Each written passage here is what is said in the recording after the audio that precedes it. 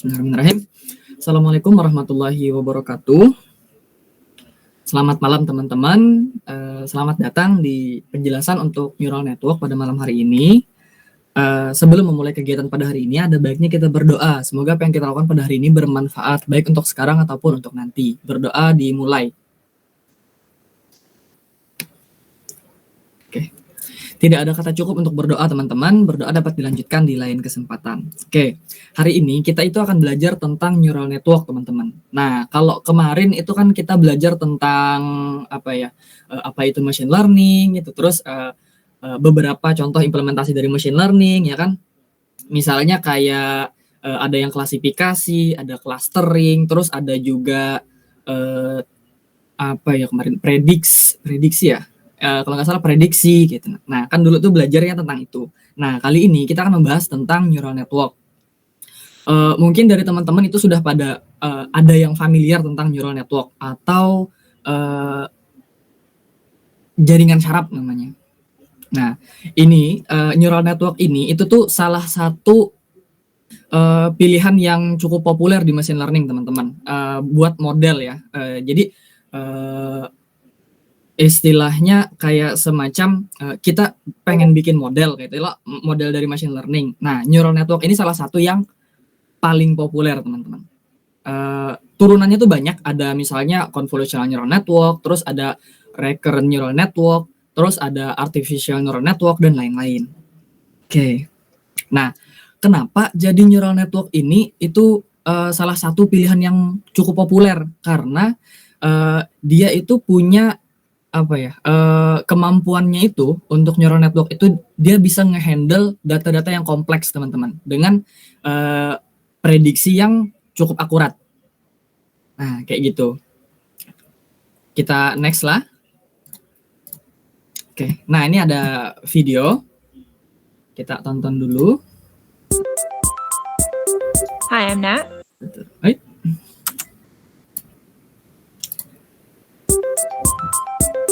Hi, I'm Nat. And I'm Lo. And this is our 20% project, where we go find out about different Google stuff we're curious about. Last year, we got to make a documentary about how voice search works. And that was the first time we heard about something called machine learning.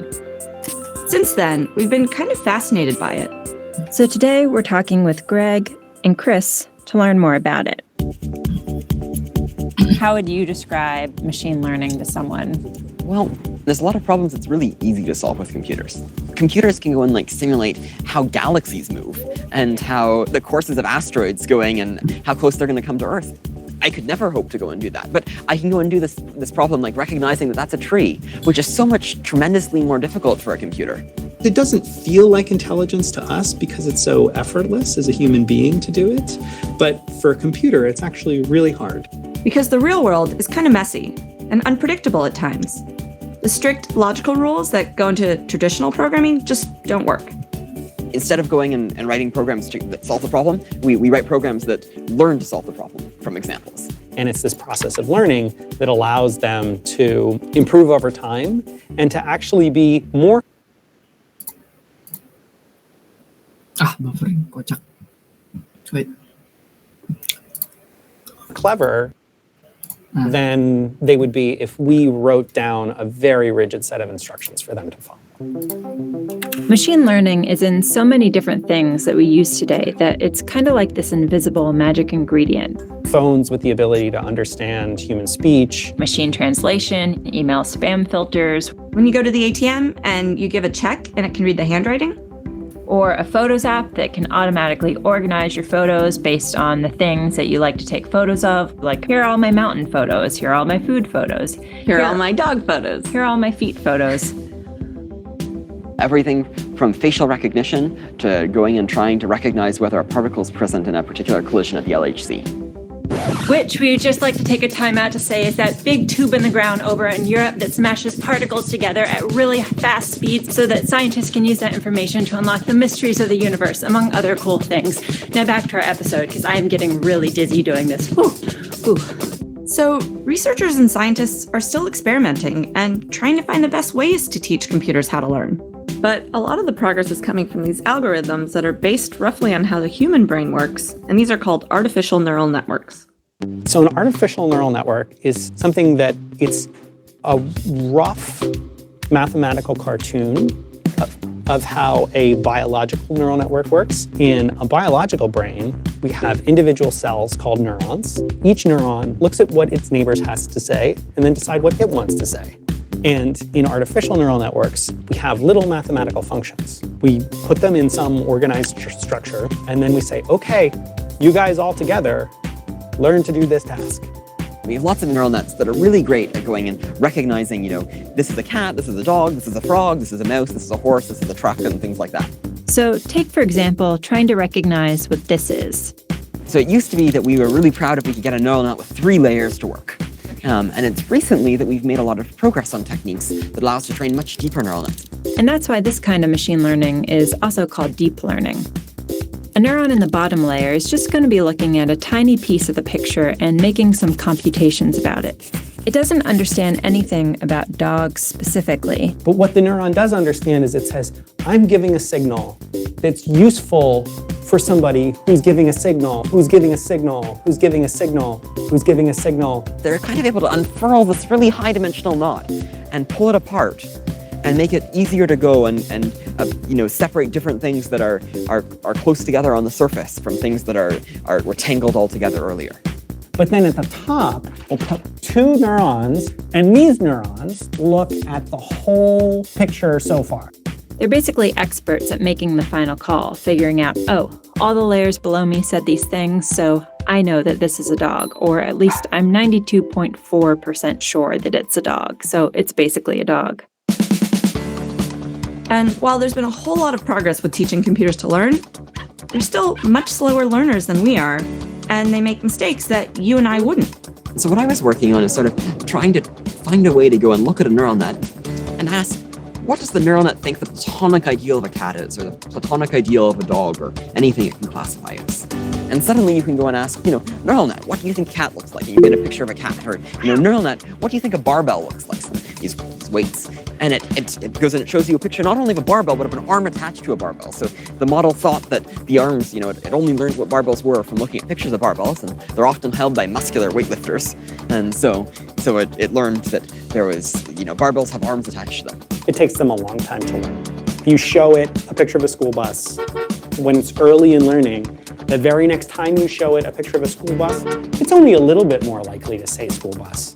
It doesn't get it, even though that was the very last thing it saw. Whereas, say to a kid, that's a filing cabinet. And then a second later you say, what's that? Yeah. He's not going to be like, shoe, right? Well, the more you describe this, the more I'm amazed by human beings.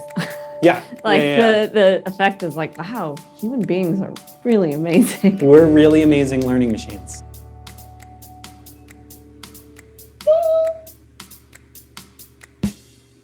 Oke, thank you video YouTube.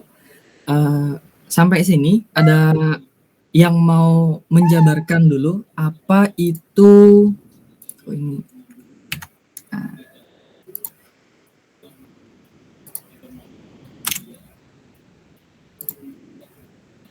Nggak bisa kelihatan ya. Oke, bentar. Oke, sampai sini ada yang kira-kira bisa ngebantu dulu apa itu kira-kira neural network, teman-teman? Ada yang mau mengajukan diri? Bisa, Bang. Oke, silakan Ridra. Menurut saya neural network itu jadi salah satu algoritma di machine learning yang menggunakan neural network yang terjadi di otak kita. Jadi mengambil cara kerja neural network yang terjadi di otak kita dan diimplementasikan dalam algoritma pemrograman. Oke, thank you Ridra. Nah, jadi pada poinnya si neural network ini teman-teman itu fungsi matematika ya. Benar kata Ridra tadi. Jadi dia semacam meniru bagaimana fungsi jaringan saraf yang ada di otak kita, teman-teman. Nah, kayak gitu. Selanjutnya, belum share screen ya. Kita share screen dulu. Tap aja kali ya. Tap explore lain. Oke. slideshow dan let's see, teman-teman bisa lihat. Nah, bentar, Deng. Presenter view supaya lebih enak. Oke, gambarnya kelihatan tuh. Tadi gambarnya nggak gerak, soalnya. Oke, let's put this on this one. Oke. Nah, jadi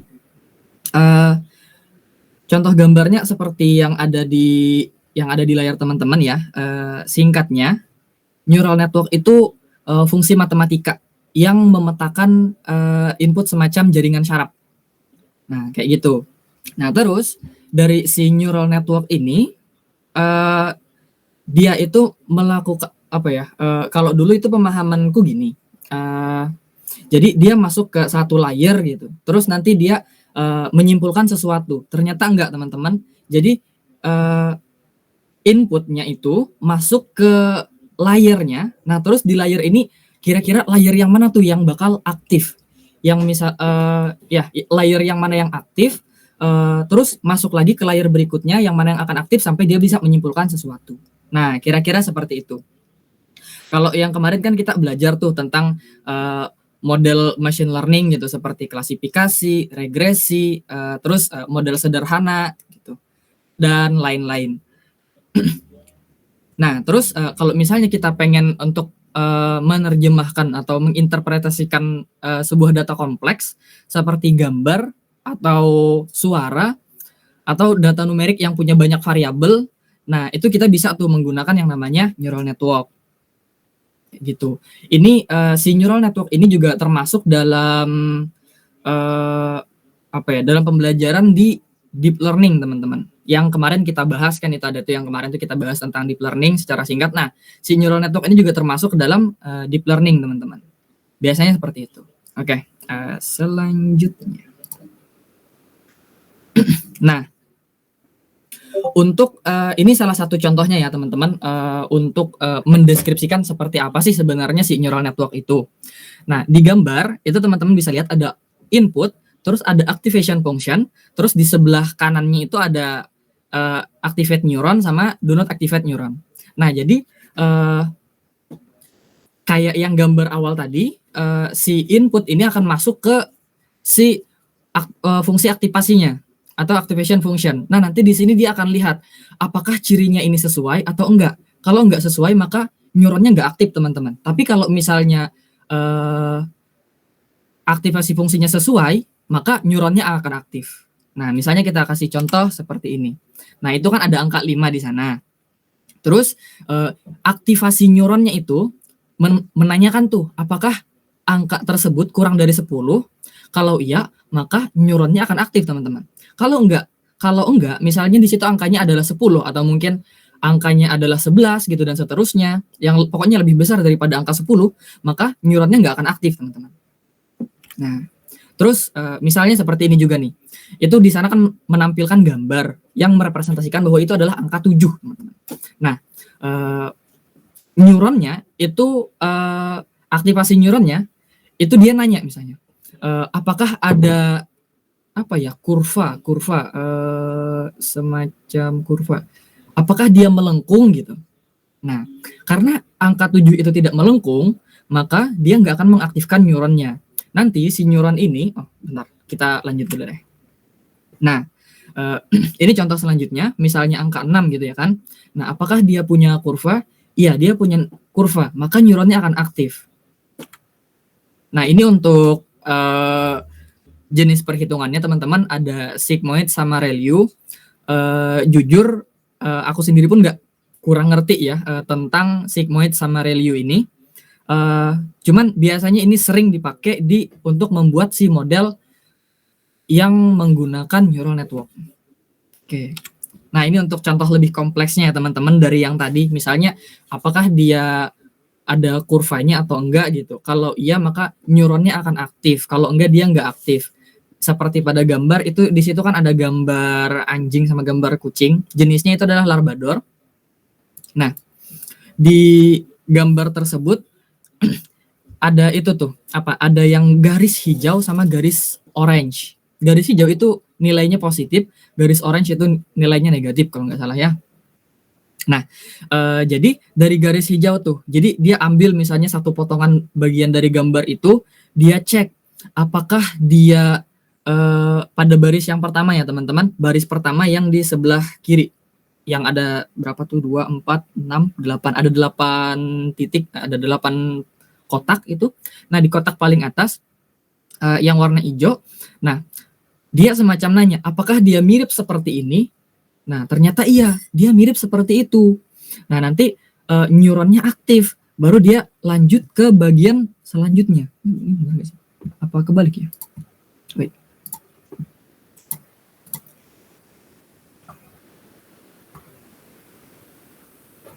Oh iya, bener deng. Wait. Oh iya, bener. Nah, jadi apakah dia lanjut ke bagian selanjutnya? Nah, terus di selanjutnya dia tanyakan lagi nih, apakah dia mirip seperti ini? Kalau iya, oh kemungkinan dia Labrador nih. Nah, terus yang di bawahnya juga seperti itu ya teman-teman. Sampai yang warna orange itu artinya dia tidak. Terus turunannya juga berarti enggak kan? Sampai ke bawah juga enggak gitu. Nah, kira-kira seperti itu. Oke, kita lanjut. Singkat juga yang ini ya. Nah, selanjutnya itu kita akan hari ini itu kita akan lebih banyak bermain tentang TensorFlow Playground, teman-teman. Jadi di dalam apa ya? Dalam waktu 2 mingguan ini kita nggak akan ngoding, teman-teman. Jadi kita pakai yang namanya TensorFlow Background. Nah, TensorFlow Playground. Nah, di sana itu TensorFlow dia semacam API teman-teman, API untuk menggunakan si yang namanya machine learning ini tadi. Nah, jadi di sini kita akan lebih banyak nge-explore tentang TensorFlow Playground untuk belajar tentang machine learning tanpa perlu menggunakan kode.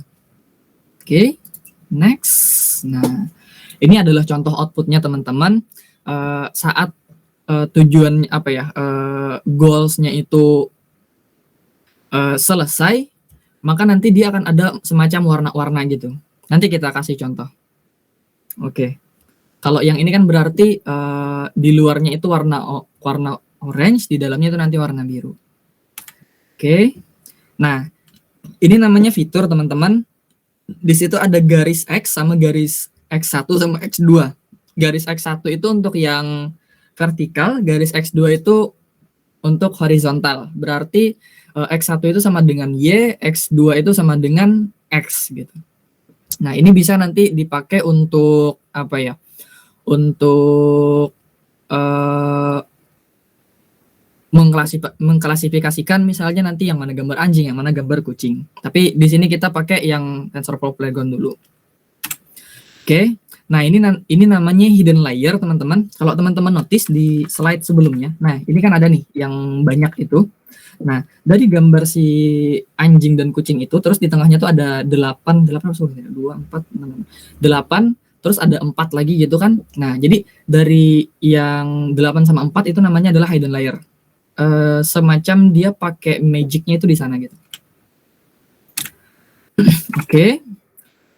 Nah, sebelum kita masuk ke sini, kayaknya kita lebih cocok buat nonton satu video lagi yang membahas tentang bagaimana sih si machine learning atau siapa ini namanya? Si neural network ini bekerja. Wait ya.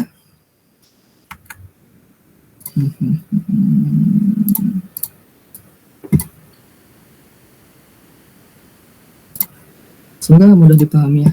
Jadi memang gimana ya, memang agak susah sih menurut videonya yang berarti ini gimana sih si machine learning itu si mesin itu dia belajar gitu.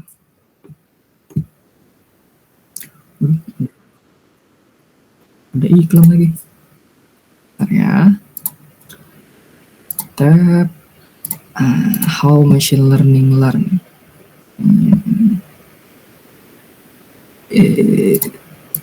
Lawan 99% kuman penyebab jerawat dalam 10 detik. Buktiin sendiri. Kelihatan ya. I don't fight for myself. I fight for my team. On the Kita pakai terjemahan bahasa Indonesia dan semoga auto translate-nya nggak rusak. Indonesia.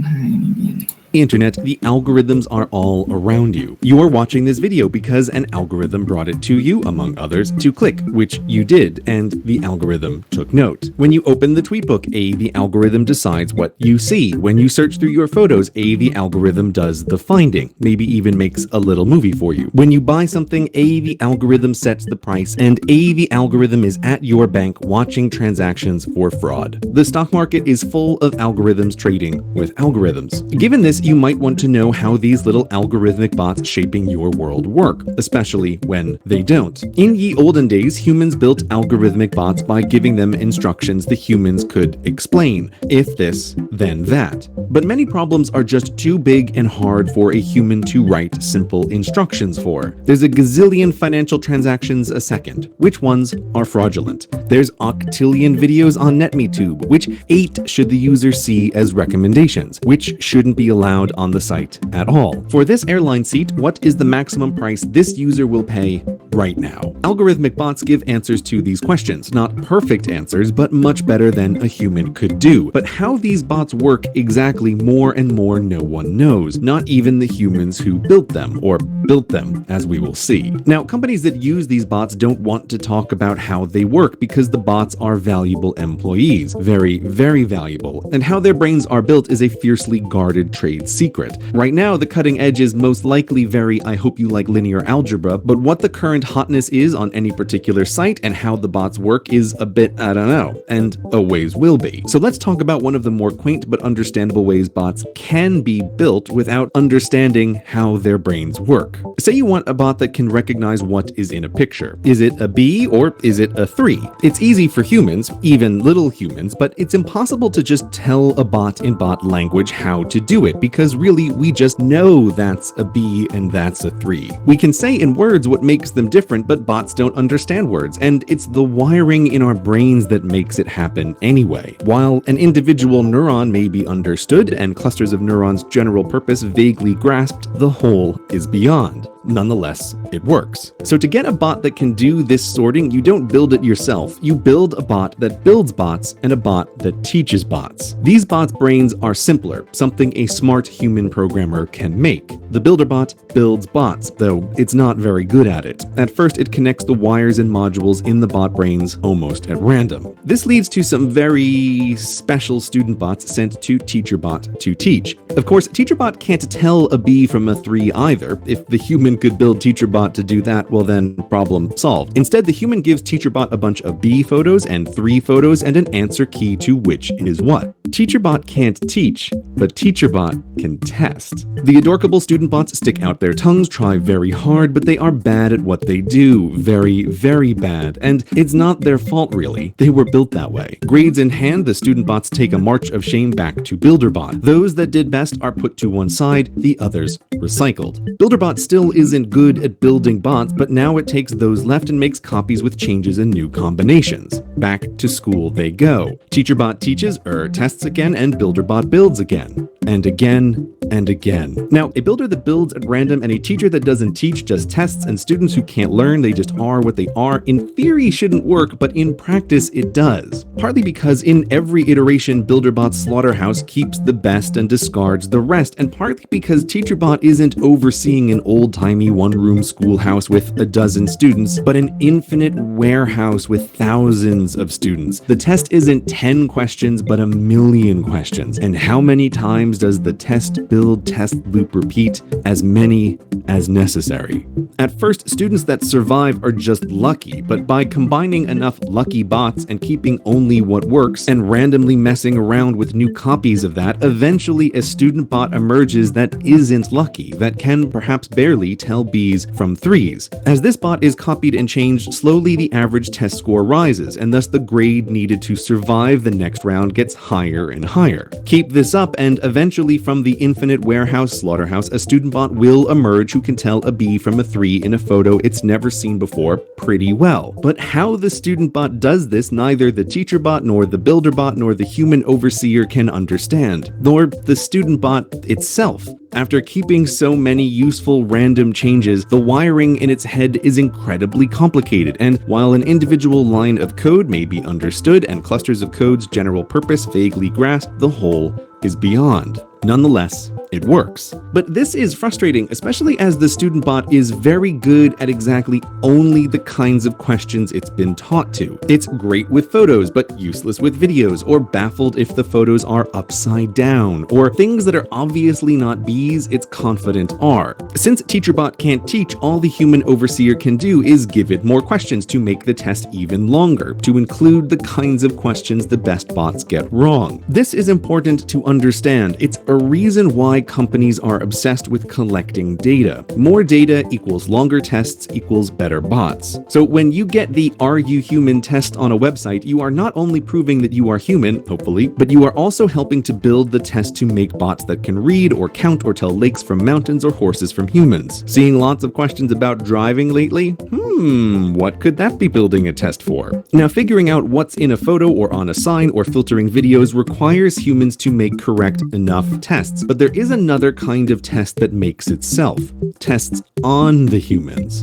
For example, say entirely hypothetical NetMeTube wanted users to keep watching as long as possible. Well, how long a user stays on the site is easy to measure, so TeacherBot gives each student bot a bunch of NetMeTube users to oversee. The student bots watch what their user watches, looks at their files, and do their best to pick the videos that keep the user on the site. The longer the average, the higher their test score. Build, test, repeat. A million cycles later, there's a student bot who's pretty good at keeping the users watching, at least compared to what a human could build. But when people ask, how does the NetMeTube algorithm select videos, once again, there isn't a great answer other than pointing to the bot and the user data it had access to, and most vitally, how the human overseers direct TeacherBot to score the test. That's what the bot is trying to be good at to survive, but what the bot is thinking, or how it thinks it, is not really knowable. All that's knowable is this student bot gets to be the algorithm because it's 0.1% better than the previous bot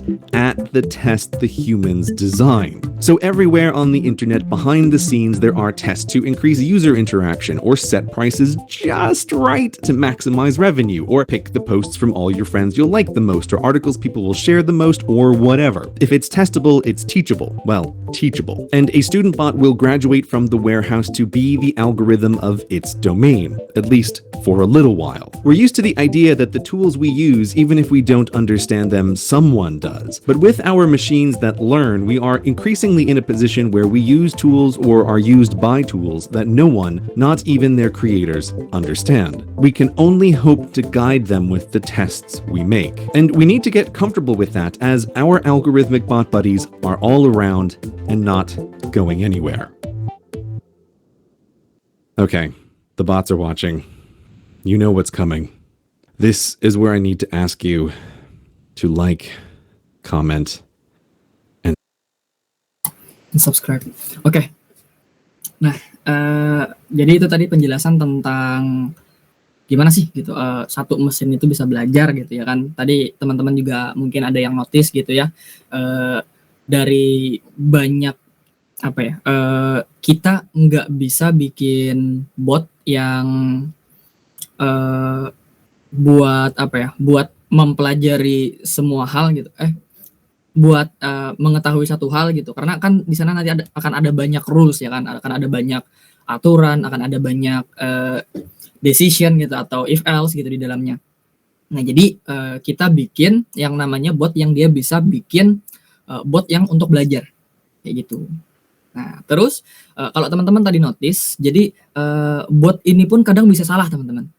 Si botnya ini bisa salah. Nah bot-bot yang salah ini itu nanti akan dibuang. Yang diambil adalah bot-bot yang benar gitu, yang jawabannya benar atau yang mendekati jawabannya benar. Nah begitu juga dengan neural network teman-teman. Jadi si neural network ini kalau kita lihat dari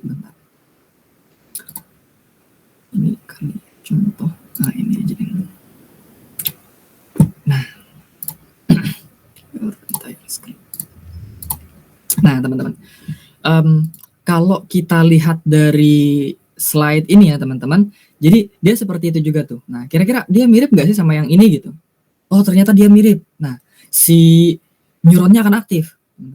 Baru dia masuk ke layer berikutnya gitu. Nah, dia mirip nggak sih sama yang ini gitu? Dan seterusnya sampai habis ya. Nah, terus baru dia bisa simpulkan bahwa itu adalah ternyata jenis anjingnya adalah Labrador Retriever. Nah, tadi kita ada juga kan tadi saya spill gitu sedikit tentang ini, tentang TensorFlow Playground. Jadi itu seperti ini teman-teman. Nah, ini contohnya, ini udah udah di run gitu ya kan. Nah, di sini ada fiturnya. Di sini itu input teman-teman. Ini kelihatan lah di tempat bagian pian. Lihat Bang. Oke, Lihat aman. Oke, thank you. Semoga bisa dipahami lah. Soalnya ulun gini agak bingung ya. Nah, ini inputnya ya teman-teman. X terus ada Y juga, X itu merepresentasikan yang garis vertikal gitu, terus Y itu merepresentasikan garis horizontal gitu. Nah, terus di sini ada dua hidden layer teman-teman. Layer tersembunyinya, di mana di layer tersembunyi pertama itu ada 4 neuron, terus yang kedua itu ada 2 neuron. Teman-teman. Nah, kalau misalnya kita run berdasarkan input ini tadi, terus ininya ya teman-teman. Nah, ini untuk misalnya salah satu hidden neuronnya itu bentuknya seperti itu, apa ya namanya, diagonal gitu, diagonal ke arah sebelah kanan misalnya. Nah, nanti dia akan masuk ke sana tuh berdasarkan data yang ada di sini tadi, dari yang ini, dari garis ini. Terus yang titik-titik orange ini itu datanya, data anggaplah namanya ini data apa ya, data orange, ini data biru. Nah, terus awalnya dari fiturnya dia belah dua dulu, terus vertikal sama horizontal, terus dia masuk ke neuron yang pertama. Di neuron pertama, di layer yang pertama. Di layer yang pertama itu ada 4 neuron, teman-teman. Nah, ada apa ya? Pembagiannya itu ada yang diagonal condong ke, misalnya kita fokusnya ke orange berarti condong hadap kanan gitu. Terus ada juga yang seperti ini, kayak gini. Kurang lebih sama yang X2 ini, tapi dia cukup miring. Nah, terus ada juga yang vertikal tapi dia cukup miring juga. Nah, terus yang satunya seperti ini. Kalau misalnya kita tambah lagi, nah nanti dia akan mengambil itu contoh yang berbeda. Ini yang bedanya. Nah, misalnya tadi 4 neuron, terus di sini dia masuk gitu. Yang mana yang aktif, yang mana yang enggak nanti. Terus di neuron berikutnya juga seperti itu. Kayak gini dan ini. Nah, kalau misalnya kita run, nah nanti dia akan ke apa ya, dia akan mengelompokkan gitu. Untuk input yang bagian data titik orange, maka dia akan berada di bagian orange. Terus untuk yang input yang di bagian biru, titik biru, nah dia akan ada di wilayah yang warna biru. Nah, kalau teman-teman lihat, ini ada training loss sama testing loss. Nah, untuk test loss-nya itu cuma 0,02, artinya dia sangat akurat gitu. Karena yang wilayahnya ini dia sama gitu sama yang gambar di dalamnya. Nah, misalnya kita ambil contoh yang lain ya, yang ini misalnya. Tadi itu yang ini kan. Nah, terus yang ini datanya kita bedakan lagi. Nah, untuk data yang ini misinya itu kurang lebih kayak yang tadi ya teman-teman. Bagaimana caranya yang titik-titik orange ini itu masuk ke bagian warna orange, terus yang titik-titik biru ini masuk ke bagian warna biru. Nah, sama kita pakai 4 neuron juga di hidden layer yang pertama, terus 2 neuron di layer yang kedua. Kalau kita run, nah, jadi nanti daerah arsiran atau yang warnanya itu nanti dia akan berkelompok sama dengan sesuai dengan warnanya. Untuk yang orange sama yang orange gitu, yang biru sama yang biru. Nah, ini juga ada contoh lain. Ini masih bisa nggak ya? Nah, ini masih bisa nih. Hanya dengan 4 neuron sama 2 neuron dia bisa. Nah, kecuali yang ini ya teman-teman. Ini yang bagian melingkar. Kalau di kalau di contoh aslinya itu, jadi dia nanti untuk yang orange itu wilayahnya memang benar-benar melingkar. Terus yang biru juga. Nah, kayak gitu. Nah, oke. Selanjutnya ini sudah. Nah, di sini ada tadi kan playground ya teman-teman. Nah, di sini ada exercise untuk teman-teman. Bisa dicoba Ini mau kita coba di apa ya? Mau kita coba di sini dulu, kita tunggu 10 menit gitu sembari istirahat teman-teman, atau mau kita coba bareng-bareng aja? Bisa dikirim di chat atau di open mic aja nggak apa-apa. Gimana? Ada tiga apa ya? Ada 3 challenge teman-teman. Yang pertama itu ini sama kayak yang pertama apa? Sama kayak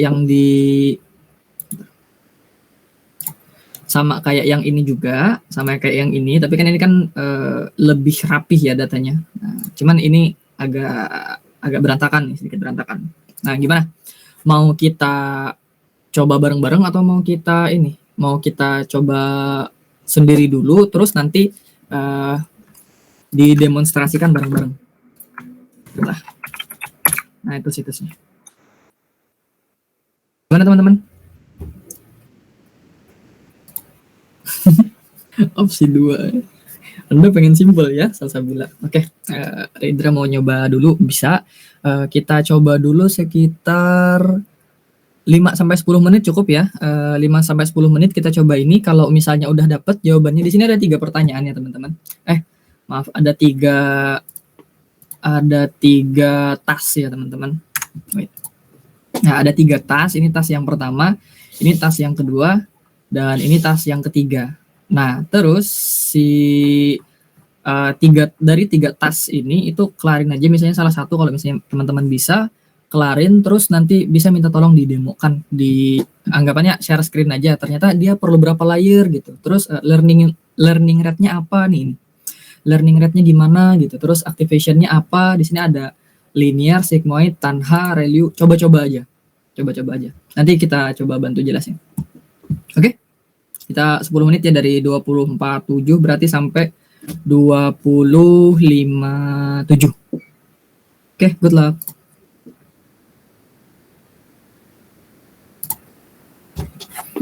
Tadi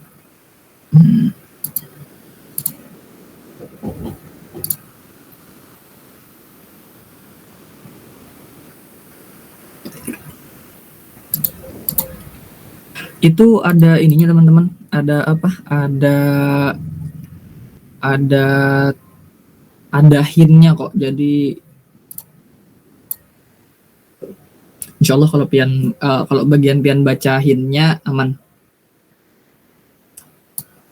Terus untuk yang ketiga, yang spiral itu memang agak susah, jadi nanti kita demokan sama-sama aja. Untuk yang spiral.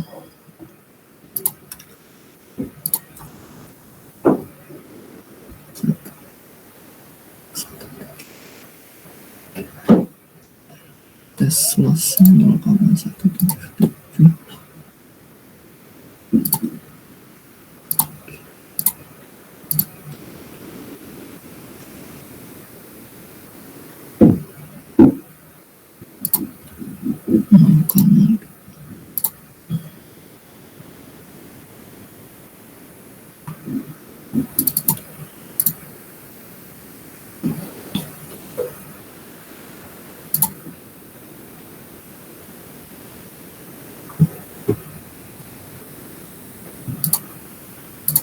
Oh ya, kalau ada yang mau ditanyakan, tanyakan aja.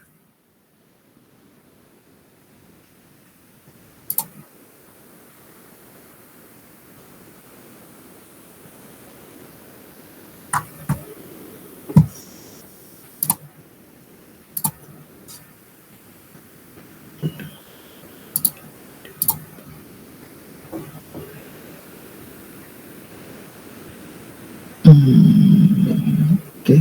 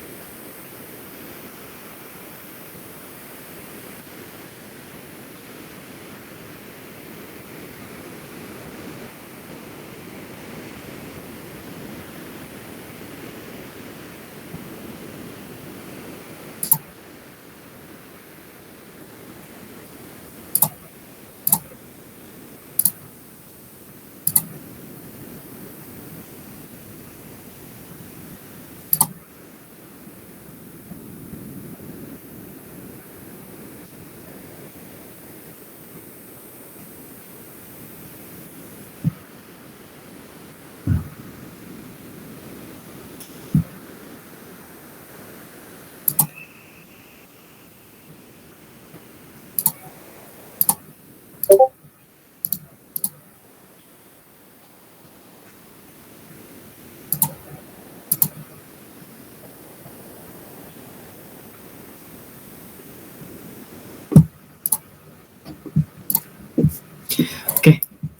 ada yang udah temu jawaban nomor 1 untuk neural network yang pertama? Bisa raise hand aja, atau ada yang mau nyoba kita coba arahin dari sini?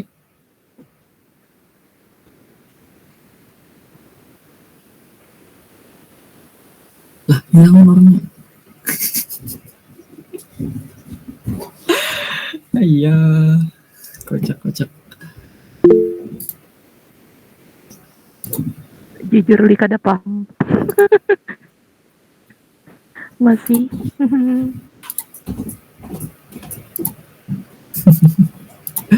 Oke. Kita tunggu sampai 20 lewat 55 lah. Habis itu baru kita lanjut. Ini itu hanya contoh lah ya.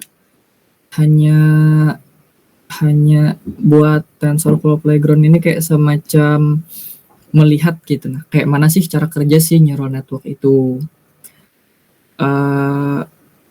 Jujur, Ulun pribadi pun bingung kayak mana cara menjelaskannya. Asal klik aja. Bingung gitu, nah kayak apa sih cara menjelaskannya tentang si neural network lewat TensorFlow Playground ini. Nah, mungkin nanti untuk yang untuk materi selanjutnya nanti kita akan ada lagi praktik ini. Tapi lewat TensorFlow Playground, insya Allah itu udah lebih jago buat jelasin ini daripada yang ada. Oke, 2 menit lagi lah. Mau lah sudah, Ardi. Asal kliknya hasilnya bagus lah. Nggak tahu nih bagusnya kayak apa. Coba lihat. Bagus. Share screen bang. Oh my god. Ya kalau gambarnya udah mirip sama itu, aja lah sambil makan. Kalau gambarnya sudah mirip sama itu ada test loss, training loss itu udah kecil berarti udah mirip. Aneh.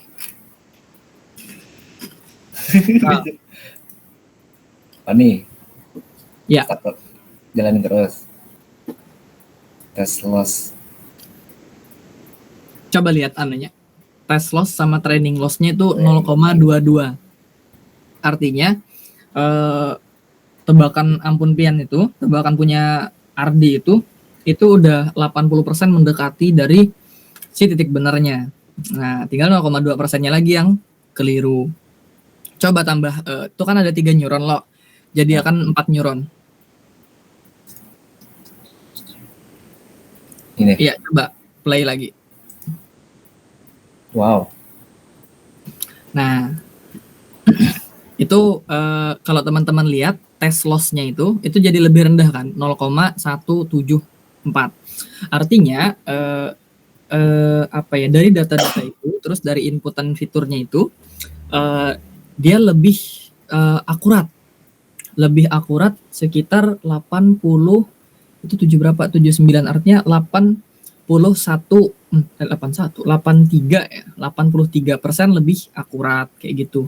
Nah, jadi kita nggak ngerti gimana cara kerja si neuronnya itu, neuron 1 sama neuron 2-nya itu. Tapi kalau misalnya coba Pian arahkan ke neuron 4-nya. Nah, dia akan memfilter ya. Dia akan ngefilter si garis diagonal ke sebelah sini, sebelah kiri. Terus yang di bawahnya, nah dia akan ngefilter si diagonal sebelah kanannya.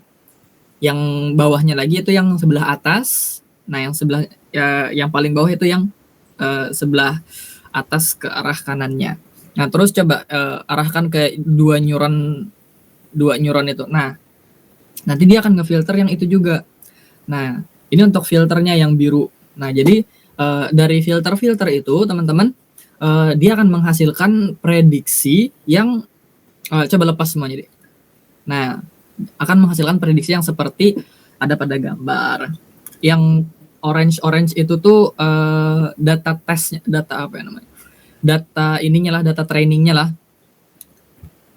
Nah, jadi prediksinya itu udah mendekati kayak gitu. Coba kita lanjut yang ke nomor 2 di bawah. Yang Tapi ada jawabannya. Iya, itu jawabannya sebenarnya. Intinya jangan pakai yang linear karena kan datanya itu kan apa ya? Segmented loh, ada yang di pojok atas, gitu, ada yang di pojok bawah, jadi nggak ini. Untuk yang ini tambahin aja layernya 1 di line hidden layer. Neuronnya 1 tambahin. Nah, coba di run.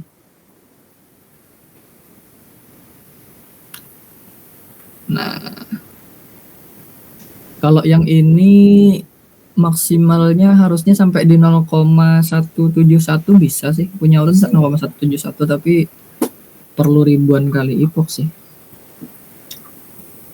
Nah, kalau yang terakhir ini ulun dasar kada dapat lalu-laluan. Breakable for lifetime before Israel.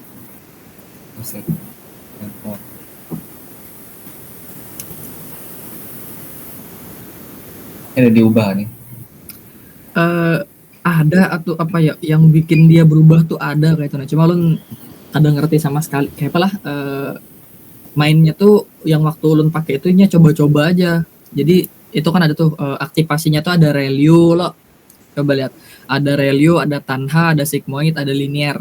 Yang ulun tahu linear itu cuma bisa yang miring itu. Kalau ReLU itu sama Sigmoid biasanya yang dipakai. Tanha tuh jarang sih dipakai. Kalau main model yang pakai codingan biasanya kita pakai ReLU atau Sigmoid. Nggak tahu, kalau nggak salah ReLU itu kayak yang lebih cepet rasanya, atau Sigmoid kayak yang lebih cepet, lupa. Nah, bisa di stop sharing aja deh. Thank you. Untuk yang nomor 3, ulun bener-bener nggak ada ide untuk yang itu, tapi itu ada kok penjelasannya di video. Yang jadi masalah adalah habis dijelaskannya di video, ulun pun nggak paham. Itu masalahnya. Terus juga ulun coba kan kembali ke video lecture yang sebelumnya, pelajari lagi kan apa ini gitu. Jadi ini cuma salah satu contoh dari neural network, teman-teman. Teman-teman bisa uji aja di tempat teman-teman. Kita lanjut ke bagian yang salah satu bagian yang paling ulun suka, yang untuk presentasi hari ini. Ini kan untuk neural net tadi yang kedua, terus ini untuk yang net spiral. Nah, ini yang ulun suka. Teachable machine. Ya, teachable machine. Kita tonton videonya dulu lah, baru habis itu kita coba praktikkan. Wait.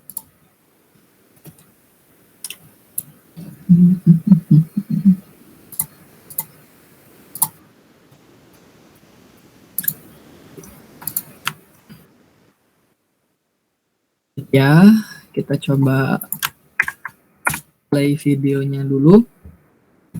Hari ini agak cepat ya teman-teman karena anak saya kurang mengerti.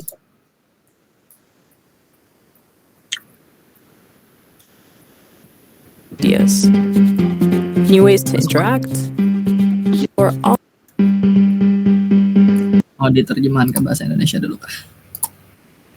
Auto translate Indonesia with Indonesia. Nah.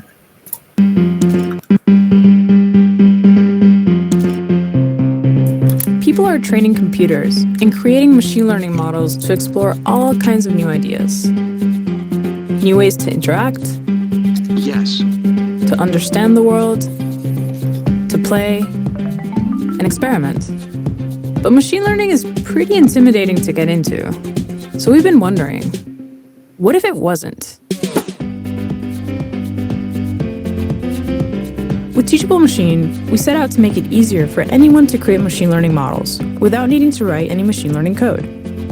When it first launched in 2017, it allowed everyone to get a feeling for what machine learning is all about. But now, Teachable Machine puts the power of machine learning in your hands, allowing you to save your models and use them in your own projects. So let's say you want to build a model to recognize you versus your dog.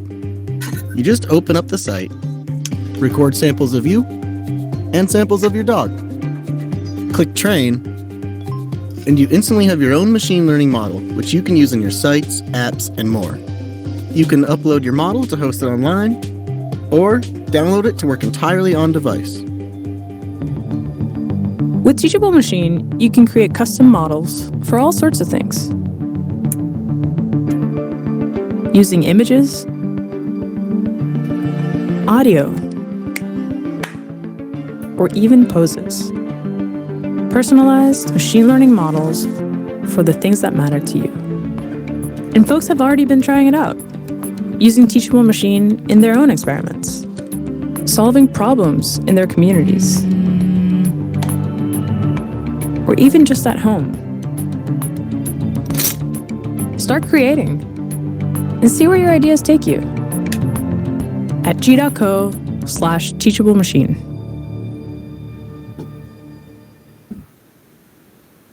Salah. Oke. Nah, jadi si Teachable Machine ini, oke, masih kelihatan loh layarnya. Oke, nah si Teachable Machine ini itu salah satu bentuk pengaplikasian tadi dari si neural network juga. Kalau nggak, semoga nggak salah gitu. Salah satunya neural network juga. Nah, kita di sini bisa mencoba si machine learning itu sendiri, teman-teman. Bisa kayak ada gitu. Nah, kita bisa mencoba nih penggunaan si machine learning itu sendiri lewat ini.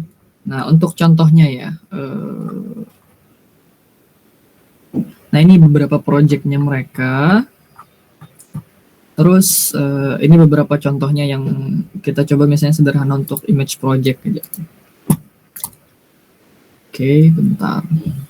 Nah, di sini ada contoh kelasnya teman-teman. Kalau nggak salah ini ada juga nih kelasnya di coding yang semacam ini. Kalau nggak salah ingat. Oke. Terus dari sini kita bisa ngasih ini, misalnya perbedaan antara cangkir sama snack misalnya ya. Cangkir gitu. Terus kelas yang kedua snack gitu ya kan. Terus tambahin deh satu kelas lagi, misalnya tisu.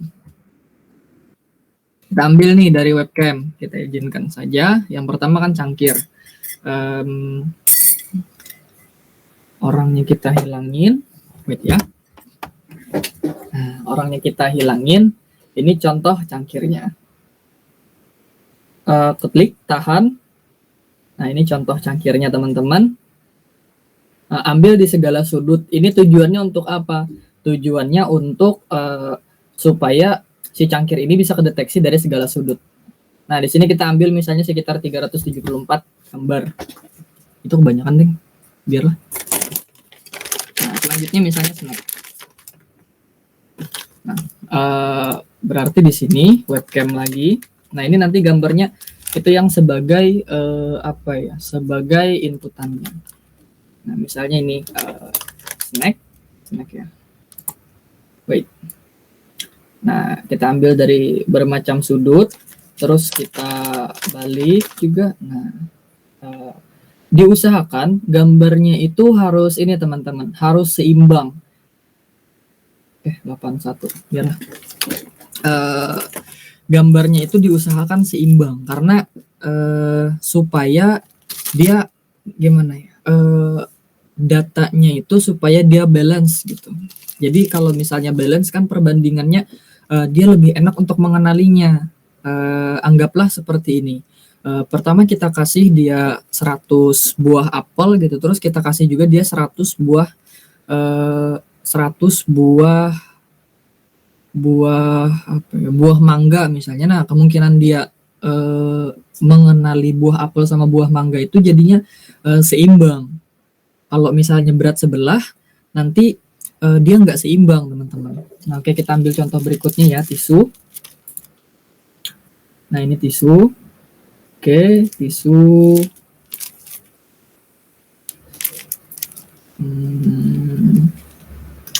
Taruh di bawah juga, di atas sekitar 300 gambar juga. Oke, 349. Nah, udah teman-teman. Lalu kita train. Mereka kita train, kayaknya ini agak lama ya karena gambarnya sekitar 300-an. Tapi ya nggak apa-apa, kita coba aja. Kita tunggu.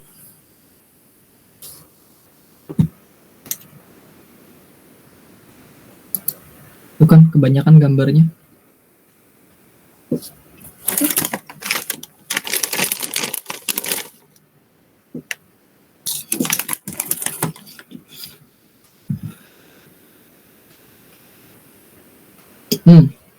Ini dia sudah ngetrain ya teman-teman untuk inputan gambar di contoh ini.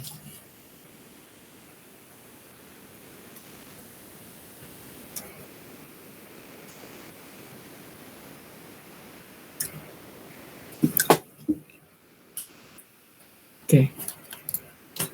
Nah, di sini ada contoh outputnya teman-teman.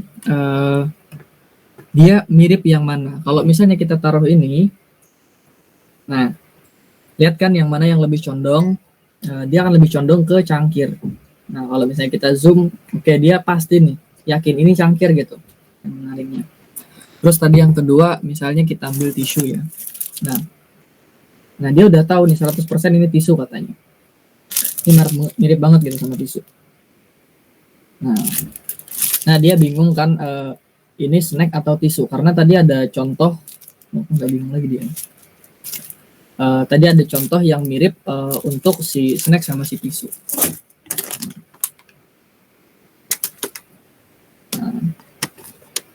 Oke.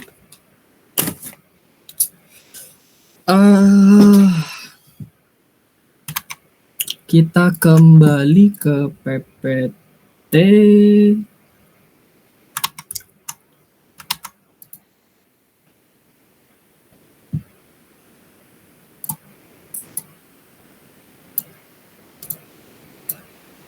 Oke.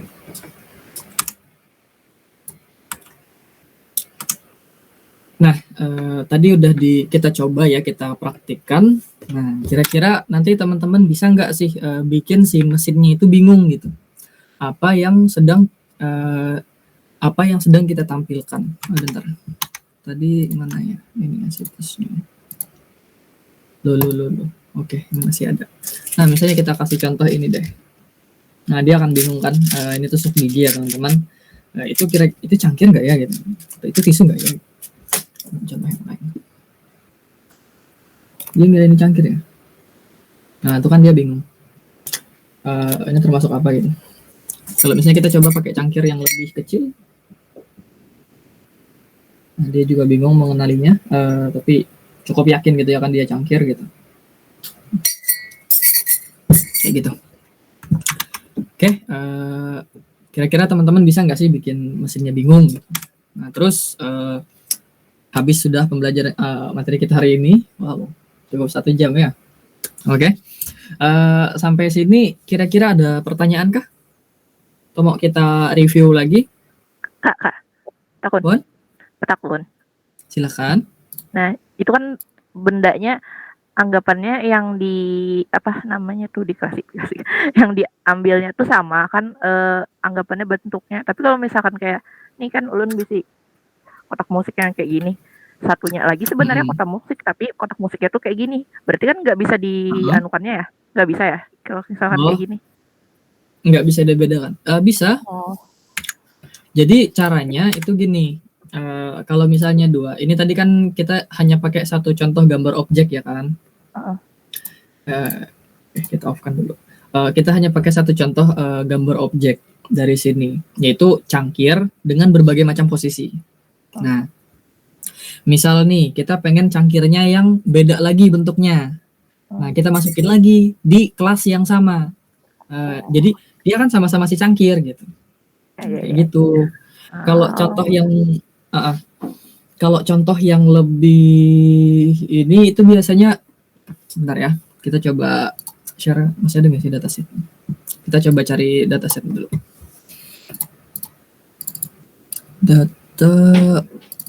Oke, ada pertanyaan lagi kah?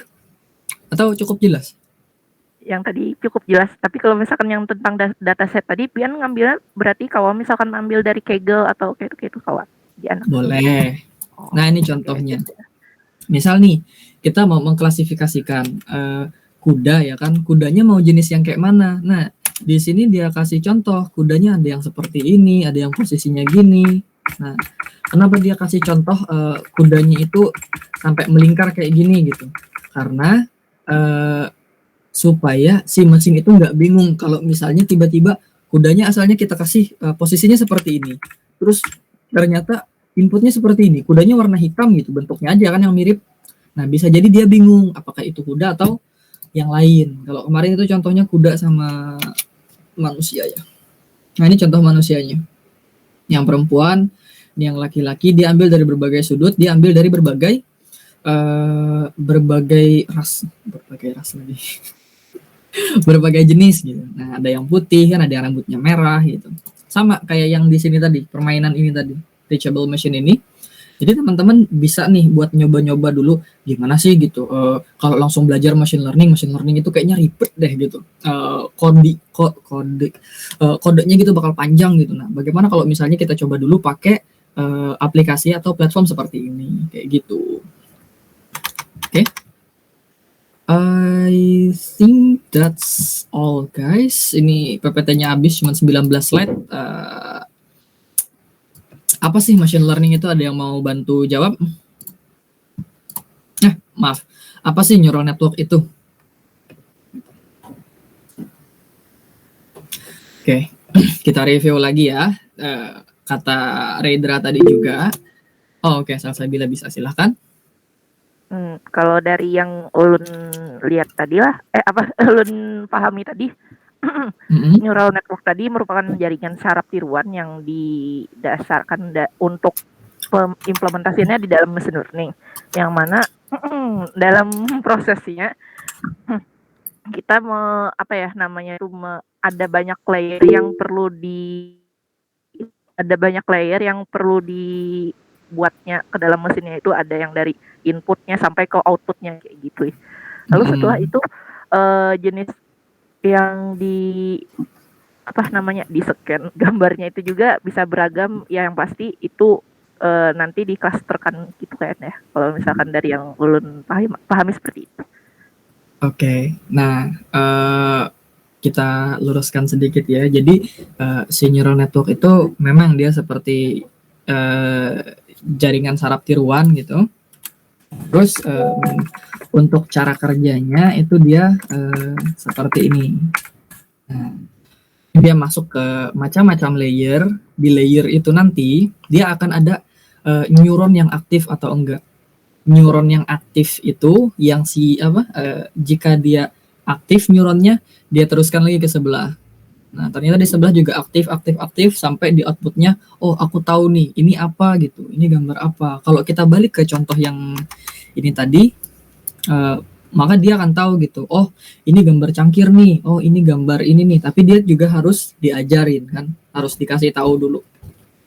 Untuk prosesnya tadi kan ada tuh yang video yang kita tampilkan tadi yang how machine learning gitu, gimana sih mesin itu belajar ya kan. Nah jadi dia akan ambil yang mana yang yang di mesin itu di mana yang tebakannya itu yang cukup akurat, yang mendekati 100% dari keakuratan. Oke. Nah ini tadi ya sebenarnya. Nah ini ada nih sigmoid sama ReLU. Nah ini sigmoid sama ReLU itu adalah fungsi aktivasi. Secara detail ulun sendiri pun kurang paham gitu untuk sigmoid sama ReLU, tapi mereka sama-sama fungsi aktivasi.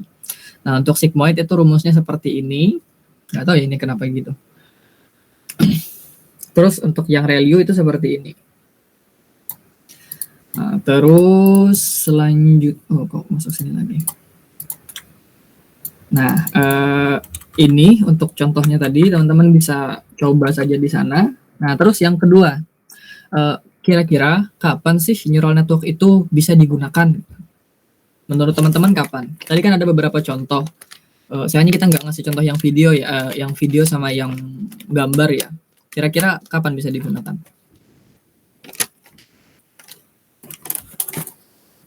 Ada yang mau bantu?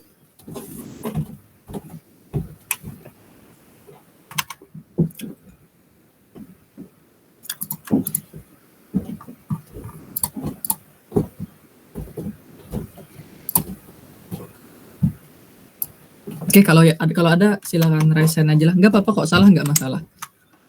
Kita nggak ada nilai kan, nggak ada hukuman gitu. Oke, silakan Salsa Maulidina Putri. Kalau Ulun dulu pernah meneliti dikit soal neural network nih waktu semester 2. Jadi kelompok Ulun tuh menelitinya mengenai penggunaan neural network di aplikasi TikTok. Jadi mungkin neural network ini bergunanya waktu kita tuh membuat aplikasi yang berbasis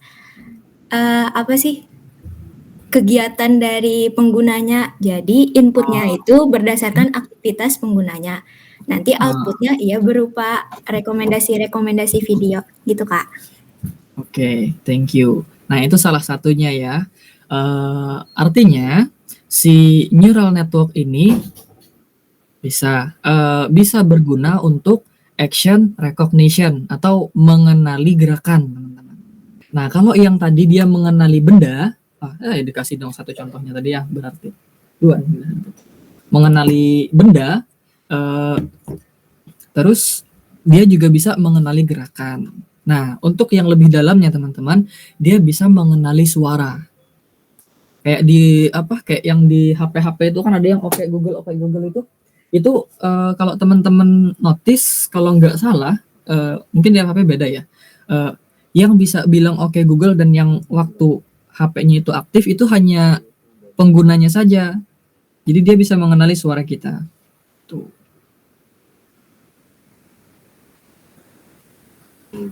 Oke, ada lagi yang mau ngasih contoh untuk neural network, penggunaan neural network, teman-teman? Kapan kira-kira ini akan berguna gitu?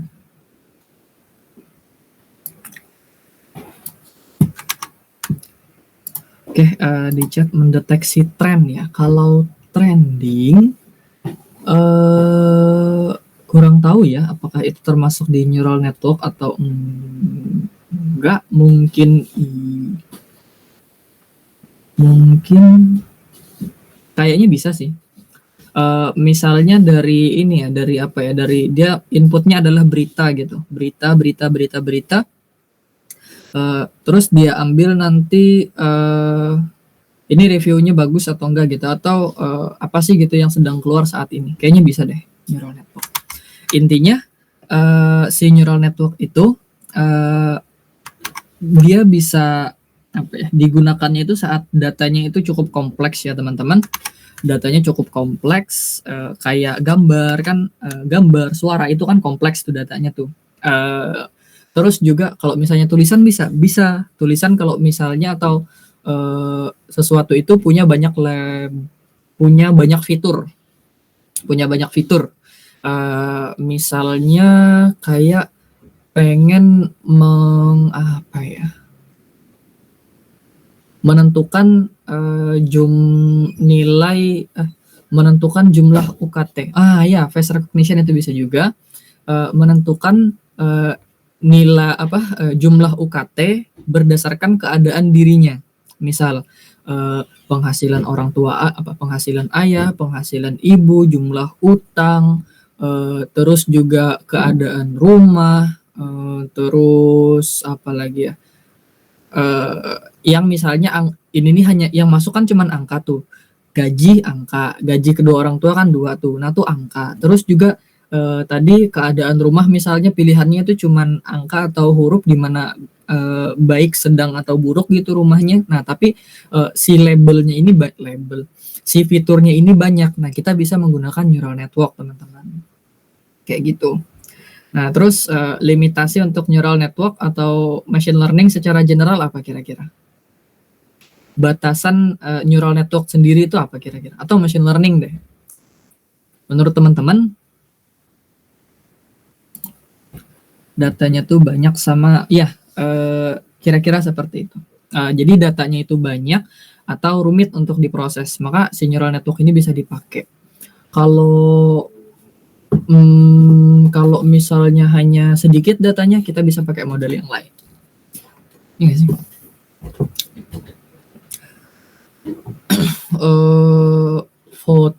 Untuk foto ya teman-teman, untuk foto, khusus untuk foto itu biasanya kita pakai neural network.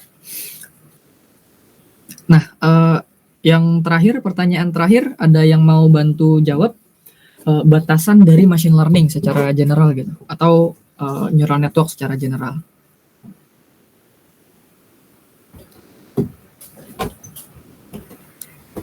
Tadi kan ada tuh dari video sebelumnya, kira-kira batasannya apa? Gak apa-apa kok salah, kita coba benarkan.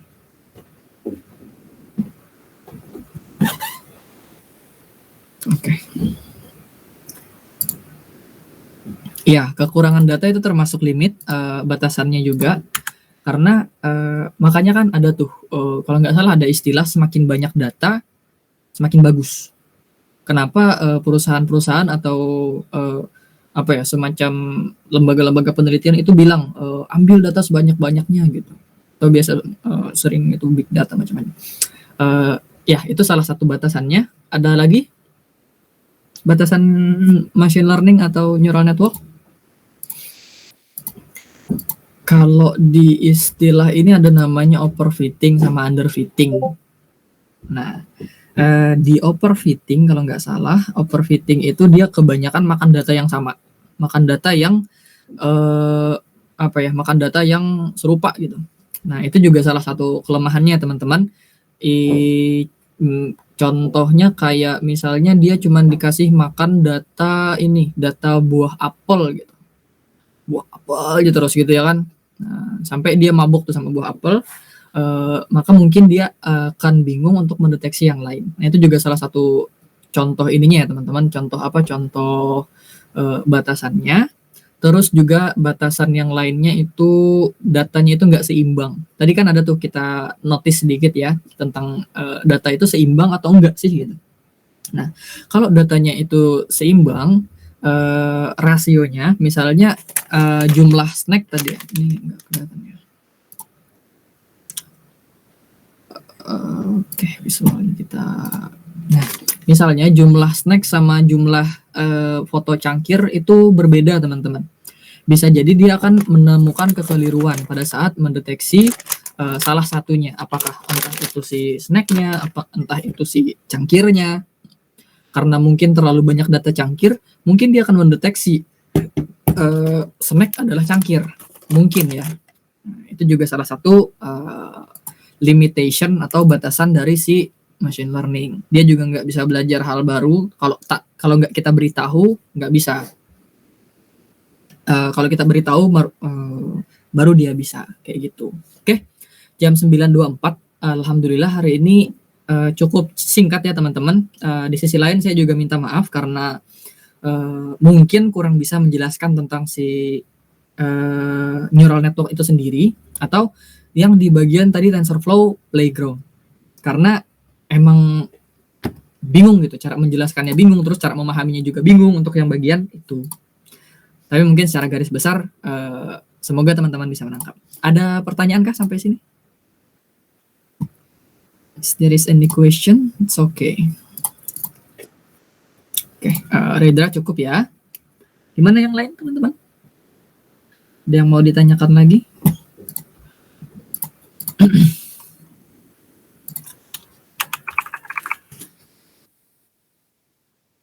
Ada pertanyaan lagi? OOT nggak apa-apa, ya silakan.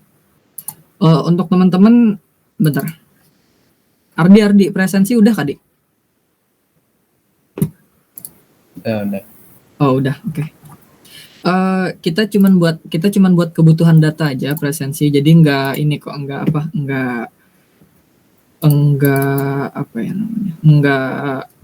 mengikat kok teman-teman. Cuman lihat gitu siapa sih kira-kira yang aktif, siapa sih yang mungkin bisa kita ajak buat nanti ikut proyekan. Semoga ada proyeknya juga sih. Oke, ada silakan Salsabila mau nanya.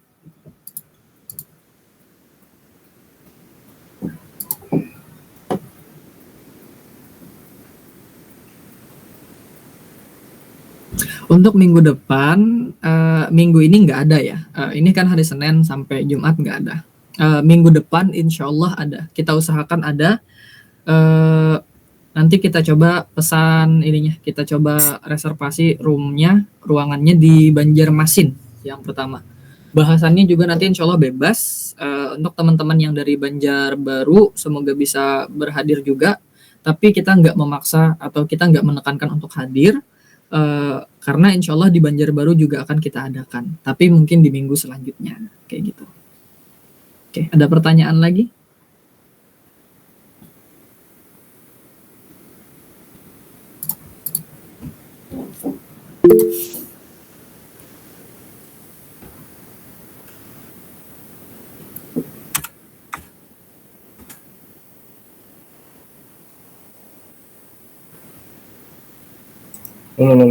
Loh. Yo, Salah. Masih on mic, sorry. Oke, aman. Ada pertanyaan lagi teman-teman?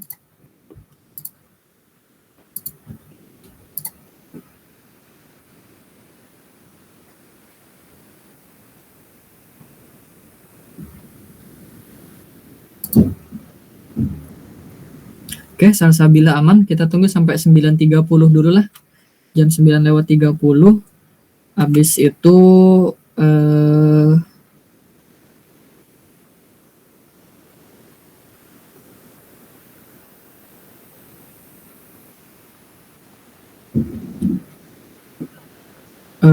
kita cukupkan saja.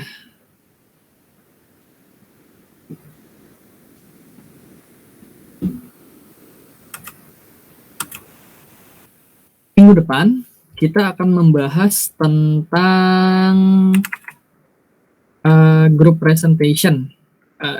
Jadi nanti intinya gini, mungkin teman-teman bisa aja kan dapat ide duluan gitu atau gimana. Intinya kita bikin ide, bisa dibikin PPT ya. Idenya itu tentang pengaplikasian machine learning.